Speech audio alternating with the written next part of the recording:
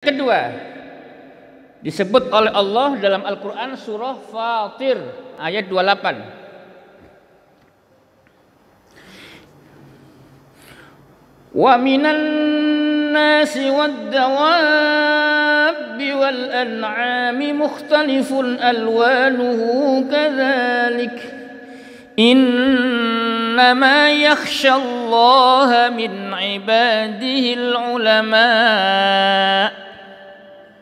Nah, disebut ulama juga surah Fatir. Silakan Pak Faik lanjut. Nah, bentuk tunggal alim disebut 13 kali.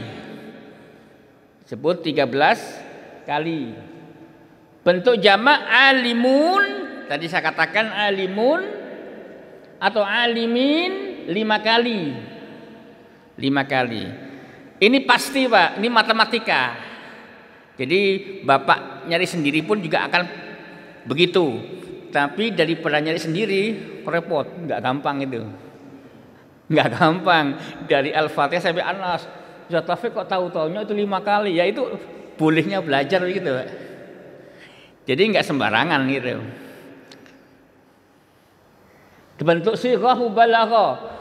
Sighah mubalaghah itu punya arti yang sangat mubalaghah. Alim atau al-alim. Alim, al-alim disebut 161 kali dalam Al-Quran. Nah, ini saya sebutkan Miftahur Rahman fil Mu'jam al-Mufahras di Al-Fadhil Quran. Jadi ini dapat dipertanggungjawabkan secara akademik. Jadi pasti benar gitu loh, pasti benar. Karena siapapun yang menghitung ya pasti sama hasilnya.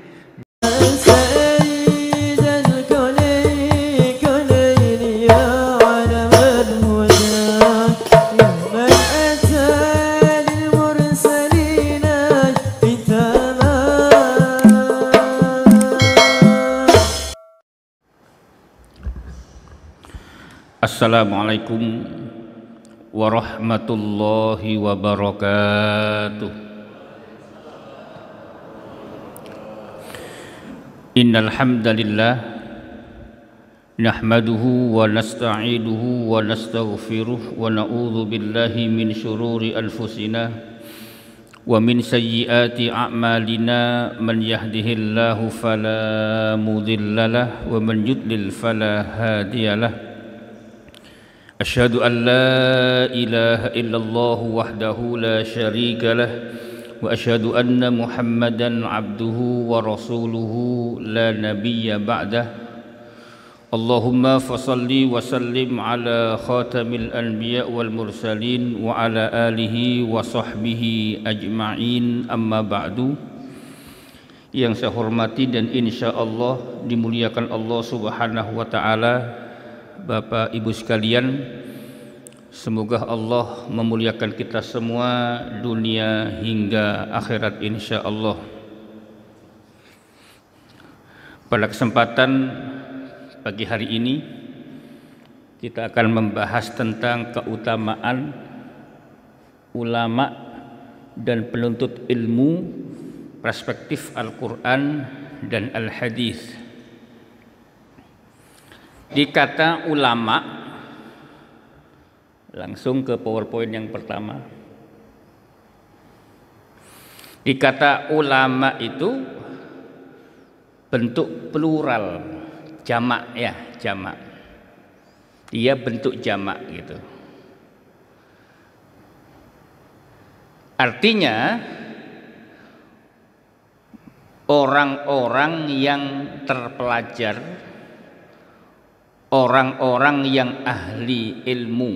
Itu ada kata-kata orang-orang yang, karena dia bentuk jamak. Bentuk tunggalnya atau mufradnya alim.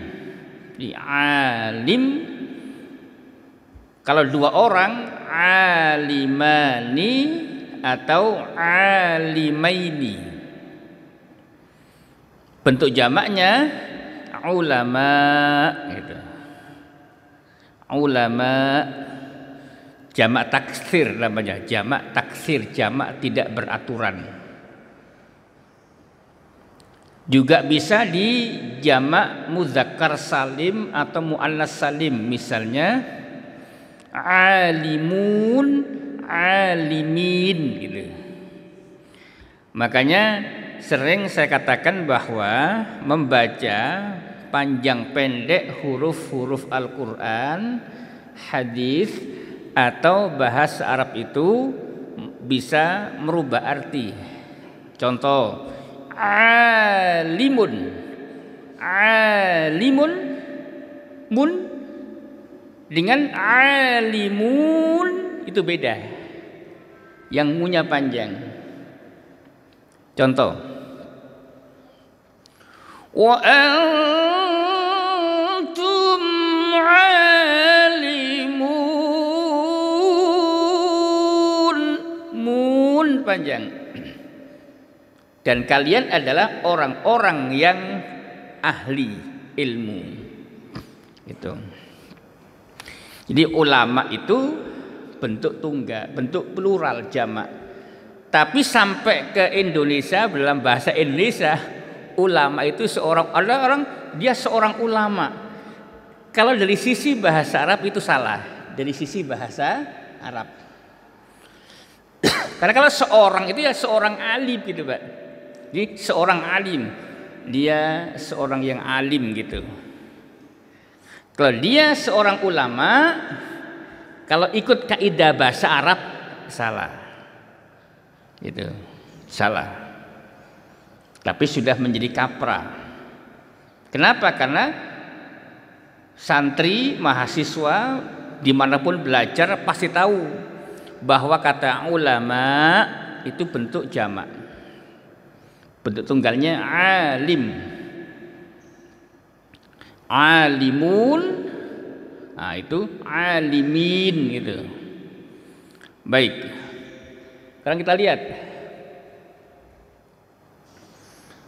Nah itu kan ulama dalam KBBI, Kamus Besar Bahasa Indonesia ya, orang yang ahli dalam hal atau dalam pengetahuan agama Islam. Itu. Langsung, Pak. Kata ulama dalam Al-Qur'an disebut 2 kali. Dalam Al-Qur'an. Itu lihat Asy-Syu'ara ayat 197. Awalam yakul lahum ayatan an ya'lamahu ulama ayya'lamahu ulama'u. Nah, itu disebut. Kata ulama langsung disebut oleh Allah dalam Al-Qur'an. Awalam yakul lahum ayatan ayya'lamahu ulama.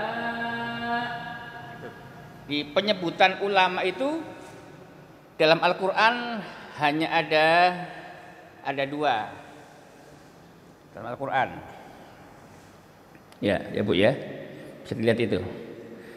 Awalam yakul lahum ayatan ya'lamahu ulama'u bani Israel.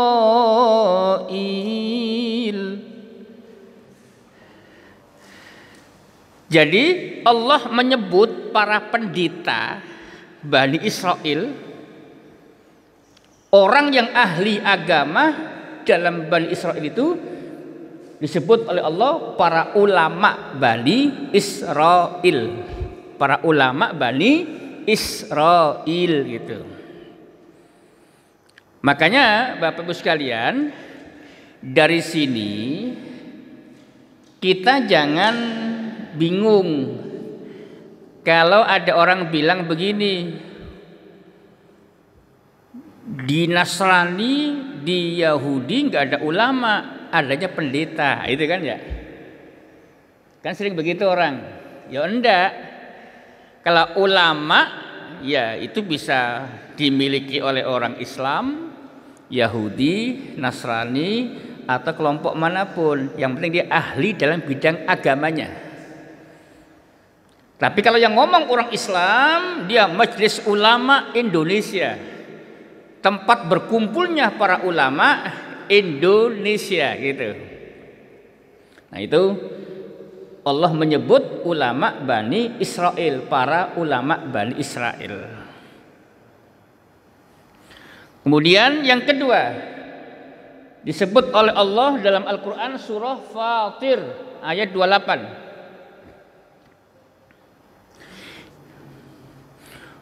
Wa minan nasi wad dawabi wal an'ami mukhtalifun alwanuhu kadzalik innama yakhshallaha min ibadihil ulama.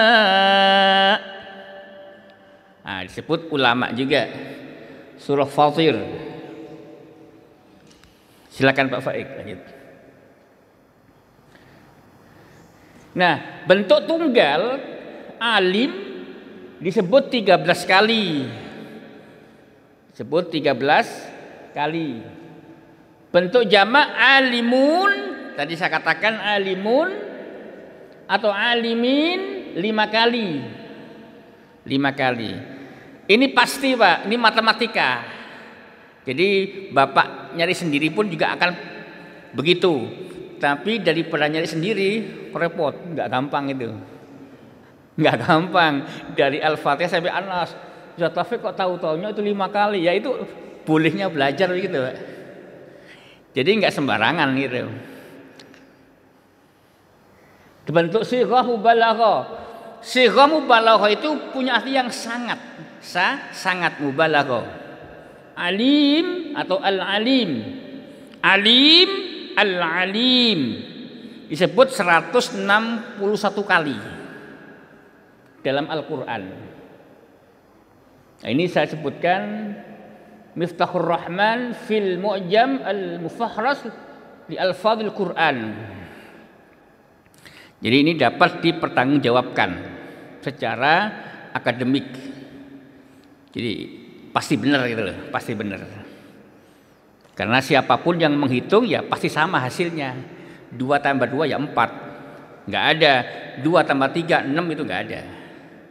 Kecuali orang, nah itu orang nggak ngerti.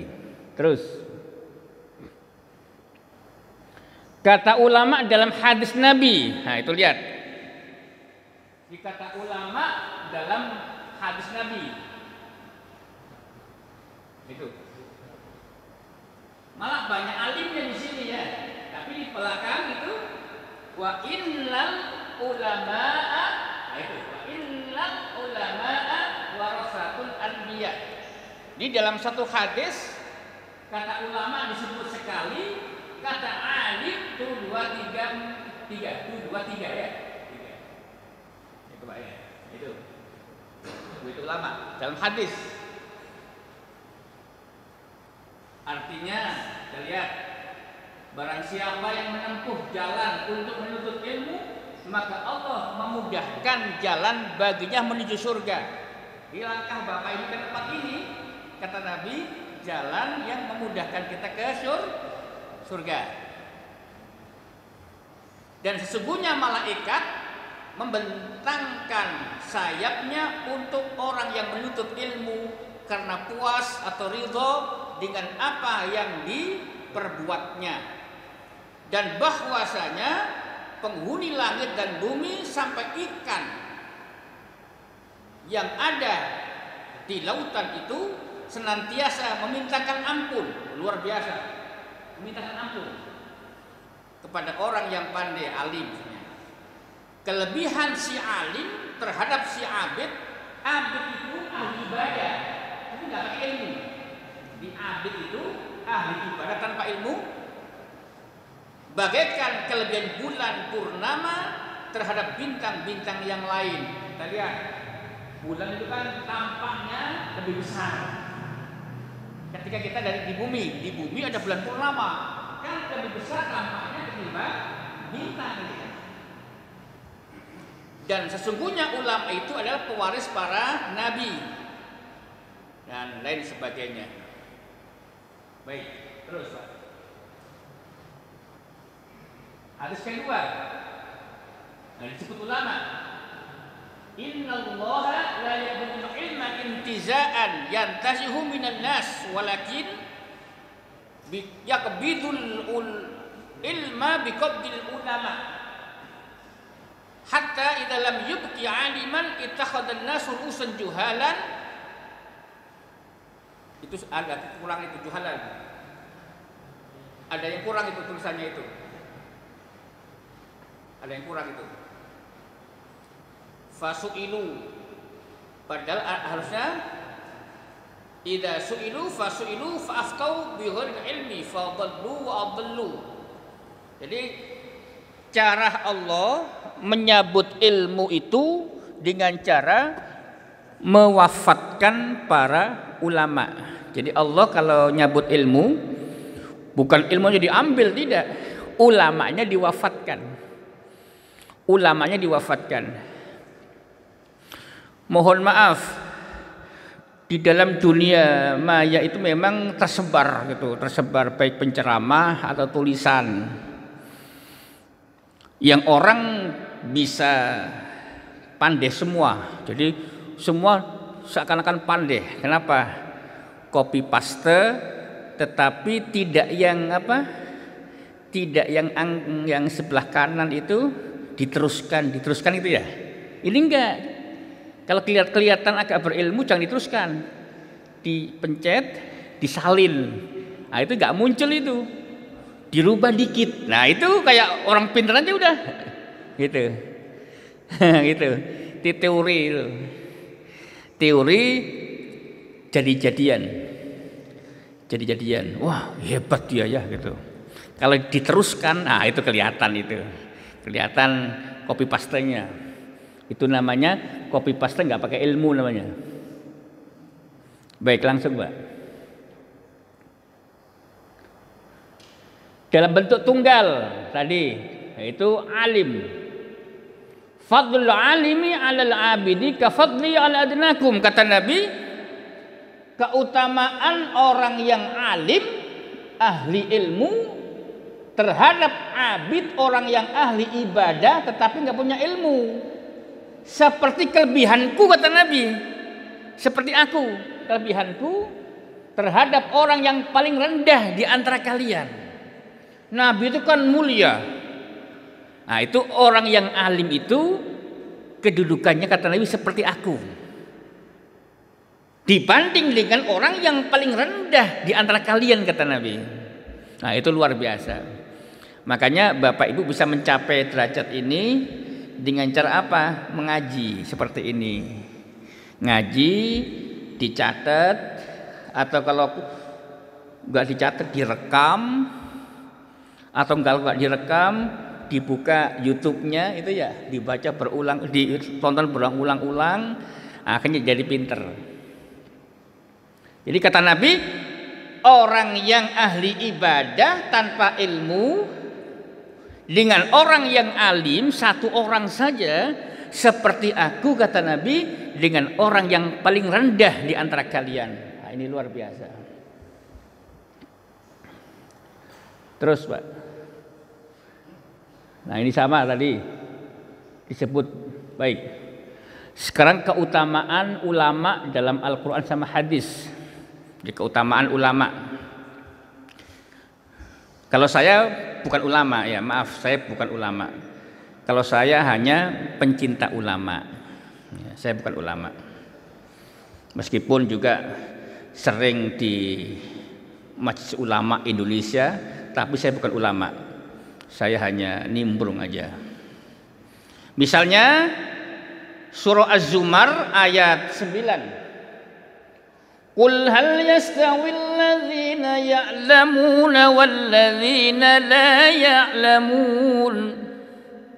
Adakah sama orang-orang yang berilmu, yang mengetahui, dengan orang yang tidak mengetahui? Oh, enggak bakal sama. Contoh begini, maaf. Saya contohkan Pak, ringan, contoh ringan ini. Bapak Ibu tidur aja. Tidurnya orang yang pernah ngaji dengan tidak beda, Pak. Tidurnya bapak-bapak yang sikap ngaji, kata Ustaz Taufik, tidur yang pakai ilmu itu satu, gosok gigi, sikat-sikatan, ya siwak. Ya kalau zaman Nabi pakai siwak kayak siwak. Kalau kita gosok gigi, terus wudu. Nah, terus habis wudu, sebelum memejamkan mata, belum berbaring, baca Al-Ikhlas 3 kali, Al-Falaq 3 kali, An-Nas 3 kali, ayat kursi sekali, Amanar Rasulu sampai Fansurna alal qawmil kafir sekali. Kalau masih belum ngantuk, tambahi tasbih 33 kali, tahmid 33 kali, takbir 33 kali. Ngantuk, bismikallahumma ahya wa amut, atau bismikallahumma ahya wa bismika. Itu Pak, tidur yang seperti ini tidur pakai ilmu namanya. Tidur pakai ilmu. Dari bapak memejamkan mata sampai bangun tidur, itu setiap tarikan nafas itu Pak, pahala-pahala yang mengalir. Belum lagi keutamaan membaca Al-Ikhlas 3 kali. Itu seperti pahala orang menghatamkan Al-Quran. Jadi Bapak Ibu ketika baca Al-Ikhlas saja seperti orang yang sebelum tidur sudah khatam Quran gitu pahalanya. Pahalanya seperti gitu loh. Pahalanya seperti menghatamkan Quran. Luar biasa. Karena Pak Faik punya ilmu, ya udahlah, Al-Ikhlas tadi 3 kali dah udah ngantuk banget gitu ya. Boleh. Habis kulhu 3 kali, bismillahirrahmanirrahim ayat, boleh. Kenapa? Ngantuk banget. Nah itu luar biasa. Pahala yang terus mengalir begitu. Di samping punya keutamaan yang lain apa? Tidurnya yang seperti itu tuh Pak, tidak gampang digoda setan, tidak gampang digoda jin gitu. Misal ada orang jahat kepada Bapak Ibu terkait bisnis, dikirim santet jam begituan, nggak mempan. Apa karena Nabi kafatahu, mencukupi, dia melindungi sampai bangun tidur. Kan suka ada orang jahat gitu ya, kan suka ada orang jahat begitu. Karena saya juga pernah dengar cerita langsung seorang wanita, beliau seorang janda ditinggal suaminya, anak masih kecil, nah sekarang sudah dewasa semua, anaknya sudah selesai kuliah, itu mau masuk kantor Pak, mau masuk kantor itu berat, nggak bisa masuk, keringet dingin, maunya mundur aja, pas mundur enteng, pas mau masuk kantornya berat sekali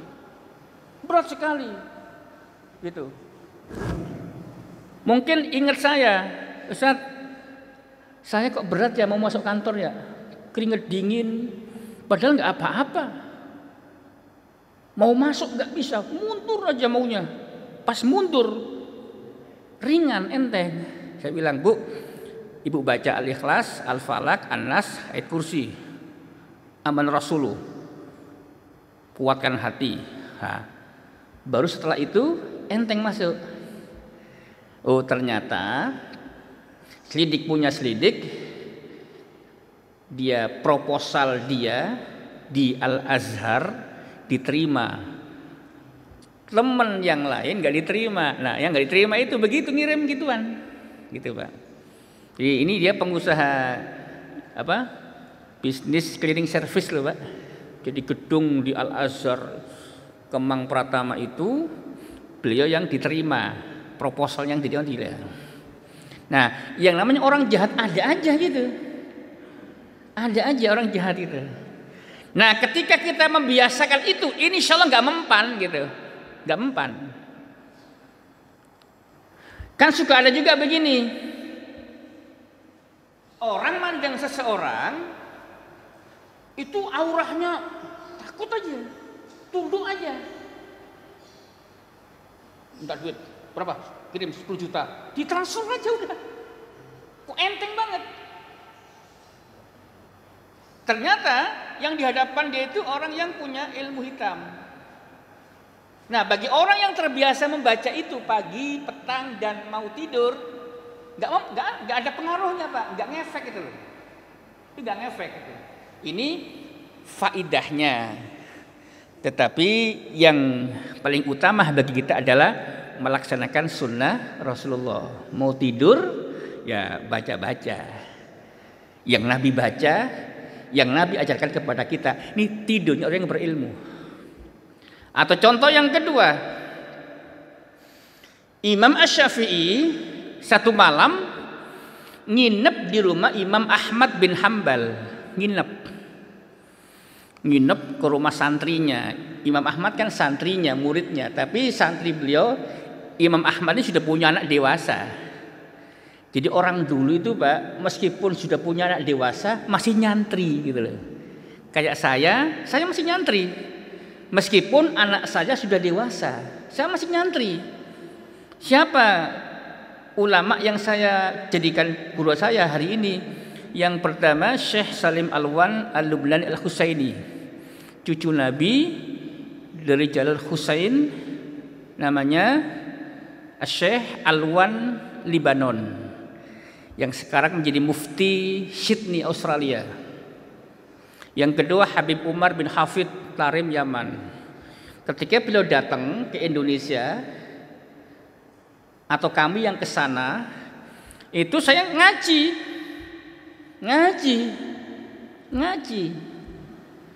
Sebagai santri, sebagai penuntut ilmu saya, bukan sebagai ustadz, sebagai penuntut ilmu. Ya mencatat, mendengarkan, merekam, melafatkan begitu. Di Taman Asr jadi guru, kan begitu. Tapi di depan beliau saya murid gitu. Nah, Imam Ahmad bin Hambal itu didatangi Imam Asy-Syafi'i, gurunya. Imam Ahmad sudah punya anak dewasa, seorang perawan. Bangga seorang santri didatangi gurunya, senang sekali, nginep, dikasih tempat yang paling bagus lah. Umpama kamarnya Imam Ahmad yang bagus, beliau bisa ngalah untuk gurunya. Nah, anaknya yang mendengar itu guru bapaknya, pengen tahu kayak apa sih perbuatan gurunya bapak saya, kok alim terkenal begitu. Nah, Imam Syafi'i jam 1 malam nggak sembahyang, nggak sholat tahajud, nggak witir, duduk, terus berdiri, duduk lagi, terus depis lagi. Apa depis itu? Depis. Mojok lagi gini. Gitu aja sampai subuh, nggak tidur. Bangun dari kursi atau bangun dari tempat tidur itu, berdiri, kelihatan mikir gitu, ke atas, mendongak ke atas, kadang begini gitu. Nah, anaknya protes. Abah, sang perawan ini, itu benar guru abah, bahasa kita. Iya sayang, itu guru ayah. Kok cuman begitu aja gitu, Pak? Maksudnya katanya ulama besar, tapi kok enggak tahajud, enggak witir. Loh, kamu kok tahu? Aku enggak tidur, Pak. Nah, rumah tempo dulu kan enggak kayak begini, Pak. Bilik yang bisa diinceng. Apa diinceng itu? Diintip ya, diinceng namanya. Itu bahasa Indonesia, diinceng. Nah, terus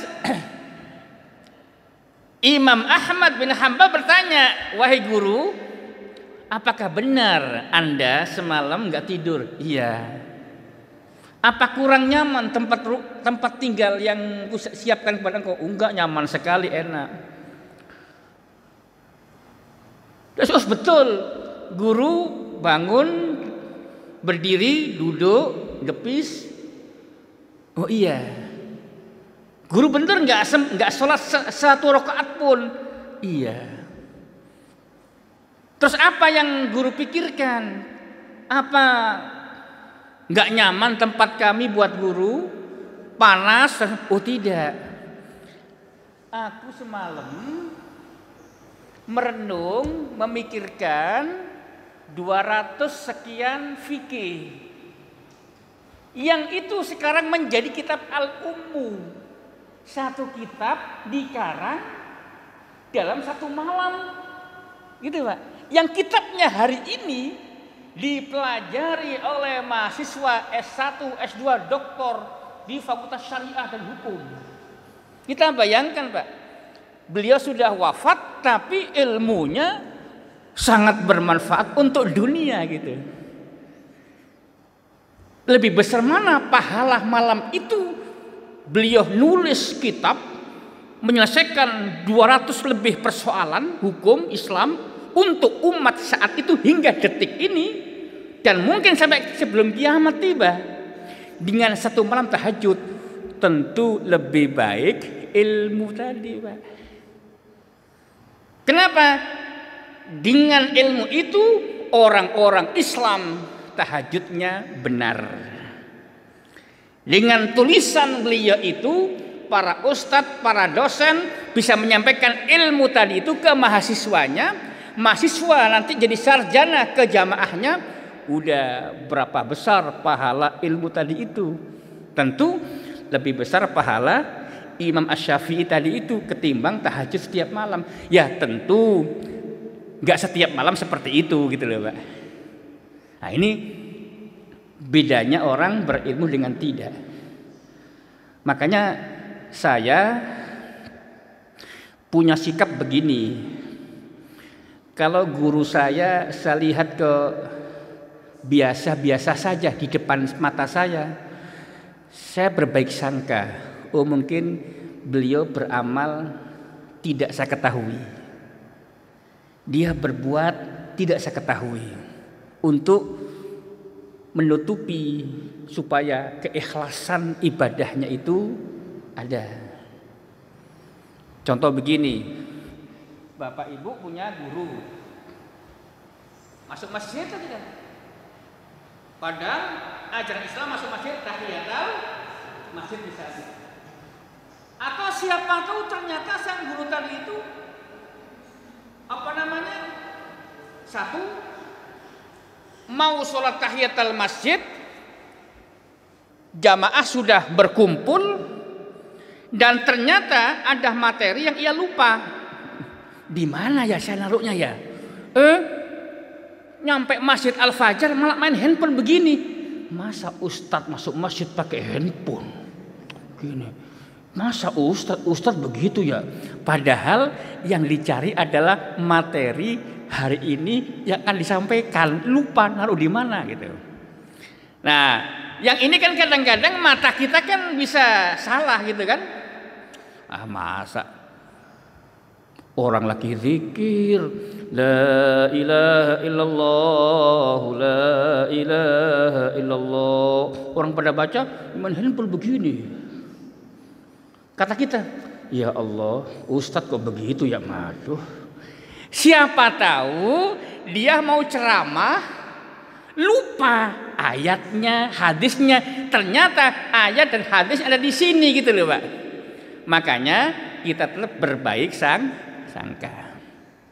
Tapi seumpama ternyata ustaz tersebut betul-betul enggak malah main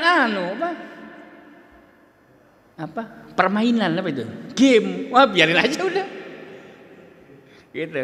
Nah, itu kalau saya bersikap tetap berbaik sangka. Gitu. Kalau saya gitu. Baik, terus Pak.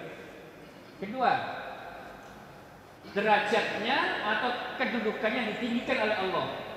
Jadi orang yang berilmu itu derajatnya, kedudukannya ditinggikan oleh Allah Subhanahu wa taala. Dunia akhirat, tapi terutama di akhirat. Di dunia misalnya akan beda seorang santri dengan seorang ustadznya, pasti beda. Seorang mahasiswa dengan dosennya ya pasti beda. Kalau mahasiswa mengeluarkan uang SPP, kalau dosen mendapatkan gaji kan begitu. Atau sama-sama dosennya dalam satu seminar untuk para dosen. Tentu meskipun mereka dosen, di sini sang pemateri biasanya dosen senior atau guru besar, profesor. Dan tentu sama-sama berilmu, tapi ternyata sang pemateri punya ilmu yang lebih. Tentu yang punya lebih ini ditinggikan derajatnya dibanding yang di level di bawahnya. Gitu. Maka dengan pengajian bapak-bapak, ibu-ibu yang senantiasa bapak ibu hadiri, mudah-mudahan menyebabkan tingginya derajat kita di sisi Allah Subhanahu wa taala. Terus, Pak. Sebagai orang yang khasyatullah. Khasyatullah itu takut kepada Allah. Innama yakhsyallaha min ibadihil ulama. Surah Fatir ayat 28. Maksudnya begini, orang bodoh takut kepada Allah, orang pinter takut kepada Allah. Maka sama-sama takutnya kepada Allah, tapi karena dia tidak pinter, meskipun nggak terlalu bodoh, yang ini sangat pinter, akan beda, Pak. Akan beda. Contoh, orang yang ilmunya belum sampai ke tataran tertentu, ibadah, dia puasa, dia haji. Kenapa dia ibadah? Kenapa dia banyak melakukan ibadah?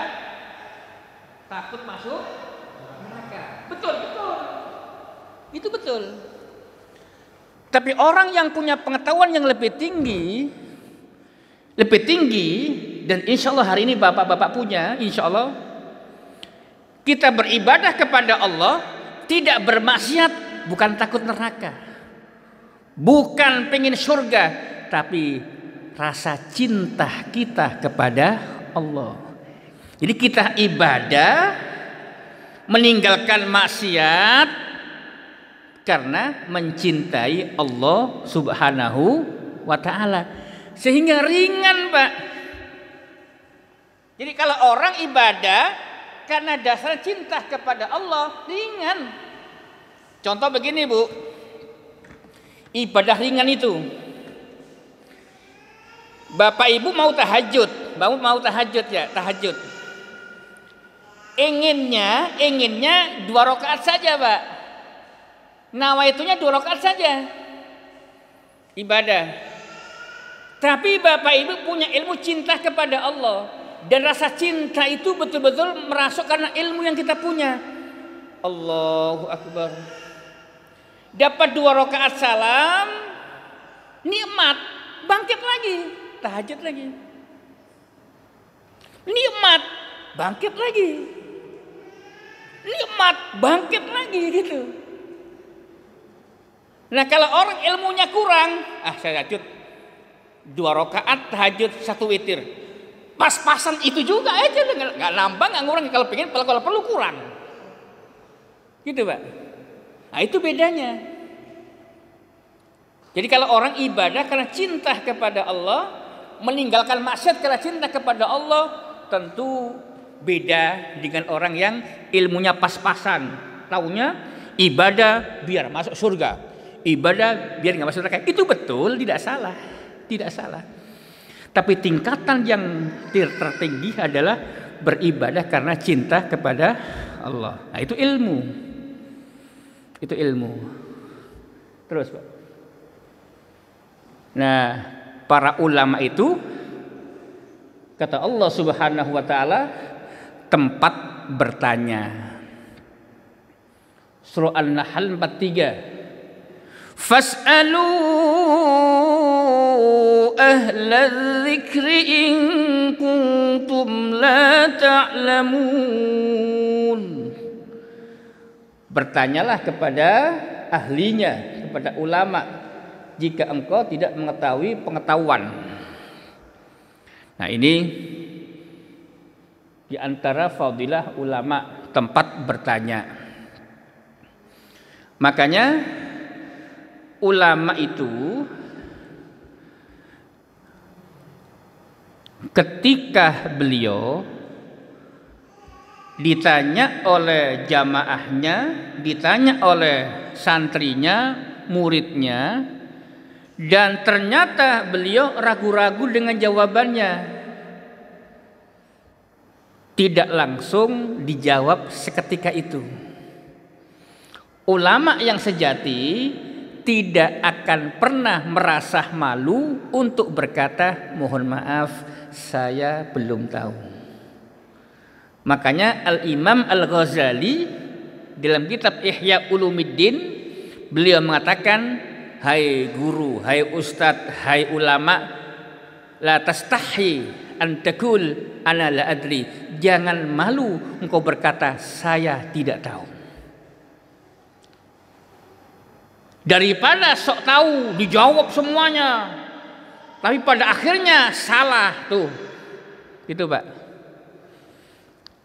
Contoh, saya tidak menyebut nama ya. Dengan PD-nya dia berceramah, menyampaikan dakwah. Ustadz, takziah itu apa artinya? Udah, dia mentasrif azza ya'izzu izzan. Orang yang tahu ilmu ini salah, meskipun sudah terkenal, meskipun sampai 1 juta lebih yang apa namanya itu, yang subscribe, tetap salah. Meskipun yang mensubscribe itu adalah 1 juta lebih, tetap salah dari sisi ilmu. Tapi kadang-kadang followersnya itu kadang-kadang karena merasa sudah terkenal yang ia ikuti, yang ngasih masukan dianggap salah gitu, padahal yang benar yang ngasih masukan. Dan syukurnya, alhamdulillahnya, Ustadz untungnya beliau pun menyadari kesalahannya. Cuman persoalannya untuk menyampaikan kesalahan di publik itu malu. Umpama saya, mohon maaf, saya kemarin salah mentasrif, yang betul begini. Itu kan takut dianggap, oh ternyata salah, ya kan? Kata Al-Ghazali, jangan malu engkau berkata saya tidak tahu. Gitu. Takziah itu dari kata azza yu'azzi takziah, bukan azza ya'izzu izzah, tidak.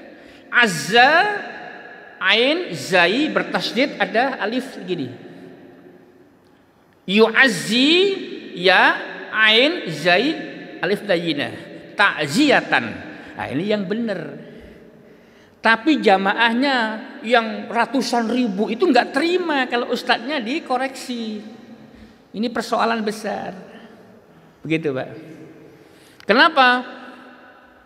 Siapa dia yang mengkoreksi? Nah gitu, kenapa? Karena yang mengoreksi nggak terkenal, masih santri bocah anak umur 17 tahun. Nah ini contoh.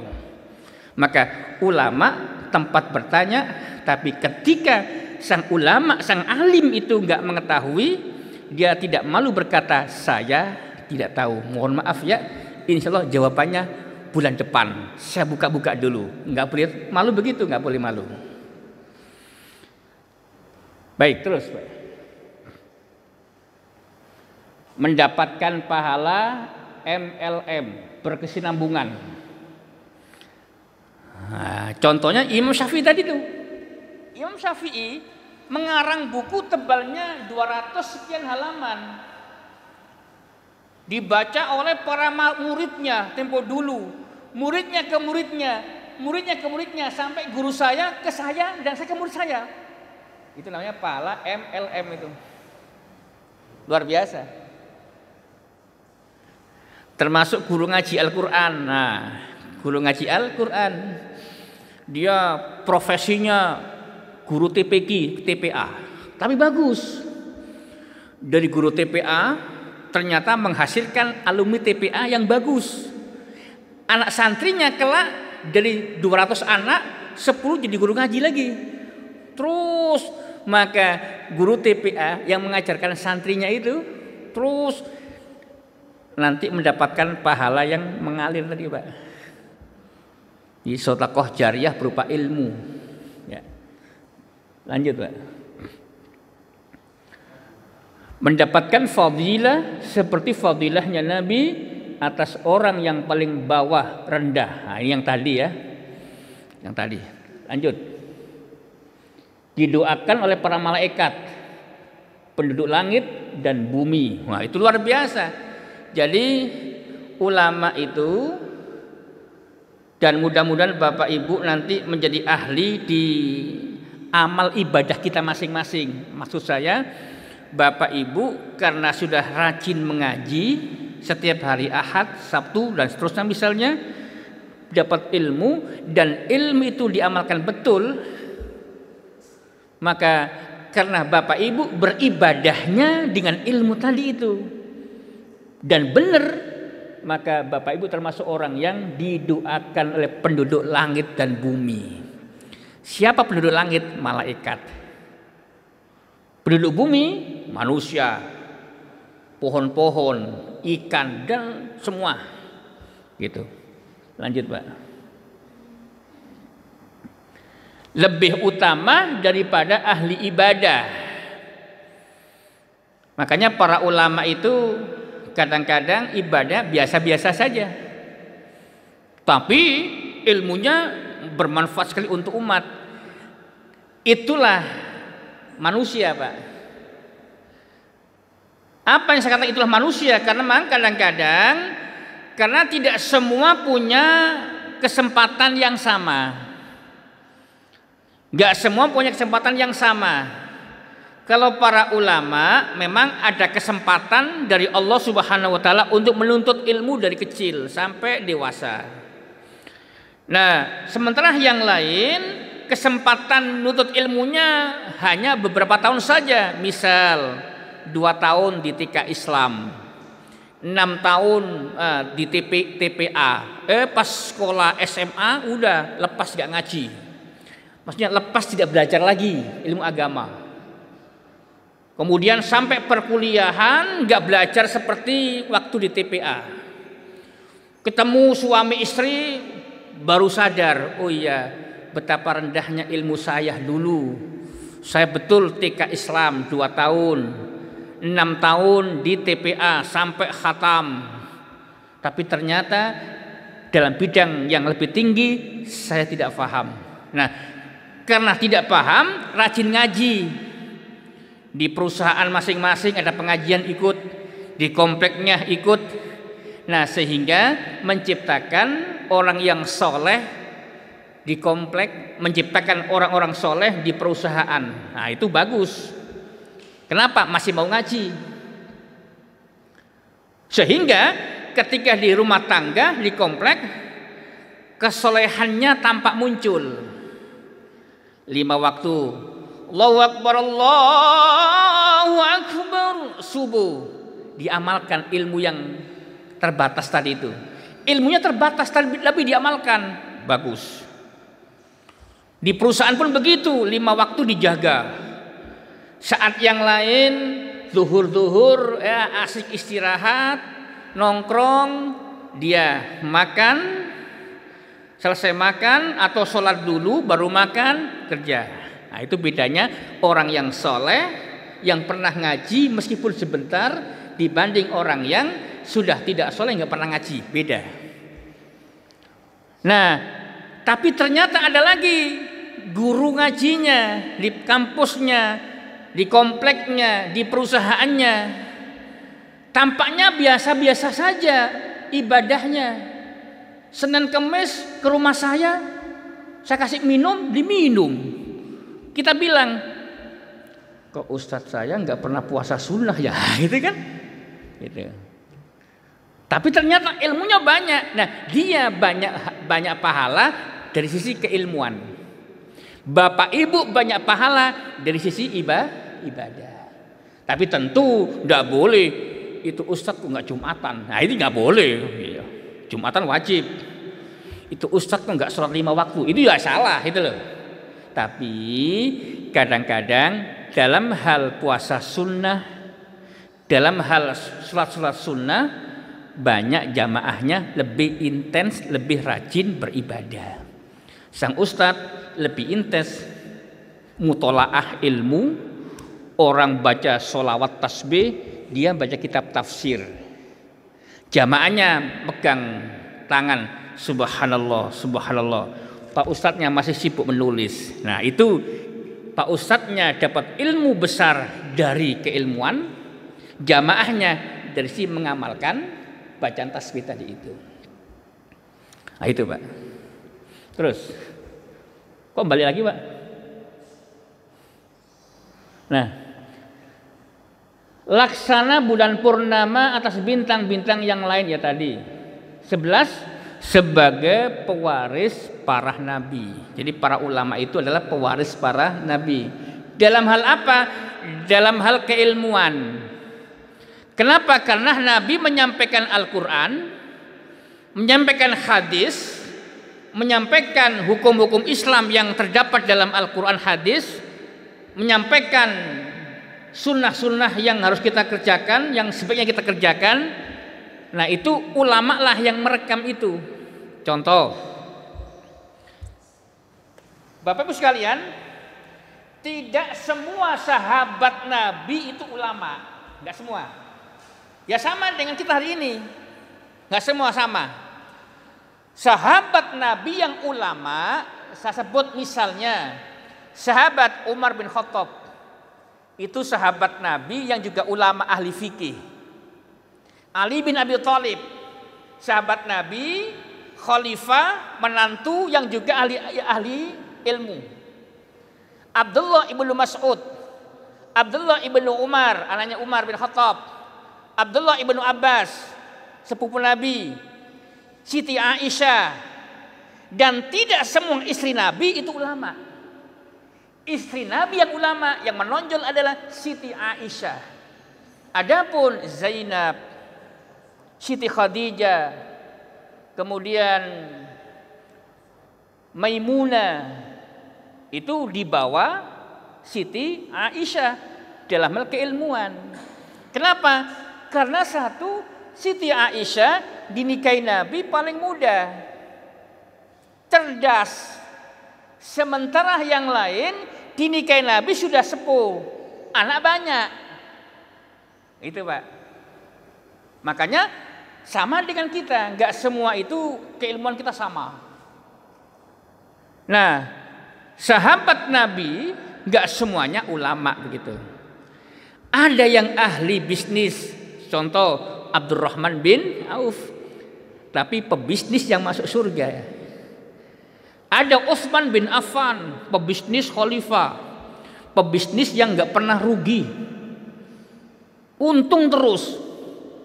Jadi Utsman itu Pak, pengen bisnisnya turun, nggak turun, membeli barang yang rusak, yang rusak dibeli dengan harapan uangnya habis. Ternyata setelah barang-barang rusak terkumpul, wah alhamdulillah bangkrut.